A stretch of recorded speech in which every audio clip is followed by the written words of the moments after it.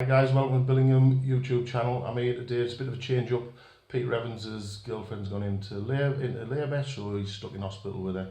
So we've been granted the great Elliot husband. Nice to meet you, Elliot. I think it's the first time with us, this one, isn't it? Yeah, I had one after the match, I think at the start of the season, but this is my first changing room interview. Right, well, we'll go it easy with you. Right, Thanks very much. first of all, we'll talk about Saturday with Sandal. Yeah. Tough ask. Can't blame the pitch. The pitch was quite playable. No, I don't think excuses really come to the fore. I think an explanation would be we weren't in the right mindset, I don't think. I mean, first half is as slow as we've started all season. I think we got ourselves to a point where we felt like we were under the cosh, and I think in our heads it was worse than it actually was. We went in at half time only 13 points down, 2 scores. That's not the end of the world.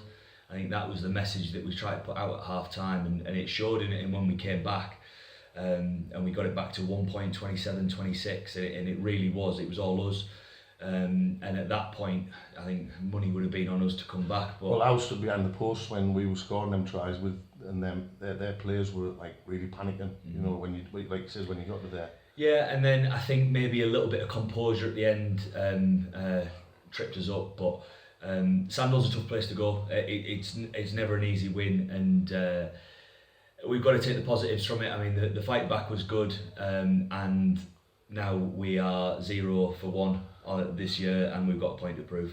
It was actually a good game to watch as well, you know. It was fairly exciting to be involved in as well, if not the best for our performance side of things, but it was certainly an entertaining game. On a personal note then, for you, your game's massively changed this season, you know what I mean? And that's no disrespect in saying that you're a poor player, but we see a lot more of you, that you're putting more in, you're passing better, you know. Have you done something to change, or?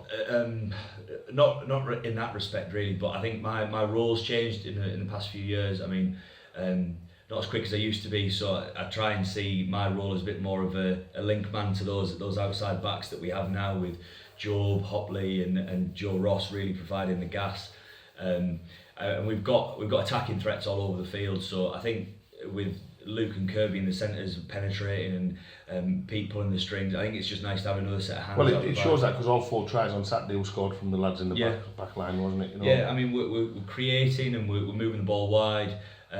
Just sometimes we need to set ourselves up right and get over the game line before we do that. And that's earlier on in the phase play, and maybe just get sticking the head on early doors and playing in the right areas. The biggest question was it a try or not a try, yours? Definitely wasn't a try. Wasn't a try. Didn't get anywhere near it. I dived and the lad got his hand in and slapped it out. So yeah, no try. So just going from the game then, from that then, have we picked up any extra injuries, or have we got players back? So as far as I know, Peter obviously picked up a knock, but his knee says he's fine, but that's obviously baby dependent, or babies dependent. Other than that, I think Will Scott might be back down on marine duty, ready for World War III. Other than that, I think we've got a few more lads coming back than we've lost. Right. So I think what about young positive. Sam? Because young Sam went off, didn't he, as well? The scrum Sam had a knock to the neck and a knock to the calf, but he trained on Tuesday, so I don't think that's... Was he running fine on Tuesday? Yeah, it seemed all right. So as far as I know, he's all right. But yeah, nothing else. Hopefully, as I say, we're getting more back than we're losing, and we'll start to build again. Right, so coming up Saturday, we've got Rossendale at home. We went to Rossendale this year at their place, first time we've ever won there. Are we expecting a reaction from them, or is our reaction going to be bigger from after last week? I really think in this league that there's not a lot between any teams, and any team can lose. I mean, you look at a couple of results. Harrogate got beat off Carlisle before Christmas, and Carlisle got beat off bottom side Ilkley. That's in 2 games. So Rosendale being near the bottom, it has no relevance on the performance that they'll put out on Saturday. They are a tough team. Yeah, we know what we expect from them, don't we? Yeah, they're going to be big, they're going to be physical, they're going to try and intimidate us. It's our pitch, we've got a point to prove. We said that we don't want to lose here at all, so we need to put on another show like we did at their place. And I mean, if there's a kick up the backside that's needed, is we've just lost our first game of the season. So there's a lot of lads, and as a collective, we've got points to prove. Right, smashing. Right, so now we'll go on to the seconds. Seconds are away at Concert. Yeah. So I'm presuming with the players coming back into that able to play first team, there's going to be a lot of movement between the two sides. Well, I mean, obviously with selection, it gives Pete a harder job when he's got so many to choose from. I think that they've got a point to prove as well. I mean, I know that Tynedale had a strong squad out, and I know that we were playing, I think at one point it was 7 front rows and 1 fly half in our pack on Saturday, but still we don't want to be going down to any team 54-5. So we've also got, as a second team, a lot to put on show and put right. I know we beat Concert in the cup final last year, which will sting for them.